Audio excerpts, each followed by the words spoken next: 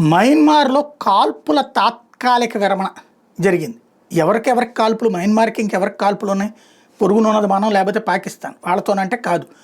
అక్కడున్న వాళ్ళ దృష్టిలో తీవ్రవాద సంస్థలు, బట్ మయన్మార్ ప్రభుత్వానికి వ్యతిరేకంగా పోరాడుతున్న ప్రజా పోరాట సంస్థ లైక్ మన దేశంలో నక్సలైట్ల టైప్ వాళ్ళకి మధ్య జరుగుతున్న కాల్పులు తాత్కాలికంగా ఆపేశారు. ఎందుకయ్యా అంటే సైన్యం వల్ల కావట్లేదు. అక్కడ ఏది భూకంపం వచ్చిన తర్వాత వాళ్ళని ఆదుకోవడం సైన్యం వల్ల కావట్లా, ఆ మృతదేహాలు తరలించడం కానీ అంత్యక్రియలు చేయడం కానీ సైన్యం వల్ల కావట్లా, అక్కడ ఉన్నటువంటి ఆస్తుల ధ్వంసం సందర్భంలో వాళ్ళకి ఆహారం ఏర్పాటు చేయడం ఇది సైన్యం వల్ల కావట్లా. కాస్త దానికి మానవత్వం కావాలి. ఆ దరిద్రులకి ఆ మానవత్వం లేదు. అక్కడ ఉన్నటువంటి ఆ సంఘాల వాళ్ళకు ఉంది. వాళ్ళు ప్రజల్లో నుంచి పుట్టుకొచ్చినటువంటి వాళ్ళు, ప్రజా పోరాటాల్లో ఉన్నటువంటి వాళ్ళ హక్కుల గురించి వాళ్ళు పోరాడుతున్నటువంటి. కాబట్టి వాళ్ళు వచ్చి పనులు చేసుకోవడానికి వీలుగా కాల్పుల విరమణ ప్రకటించింది మయన్మార్ సైన్యం.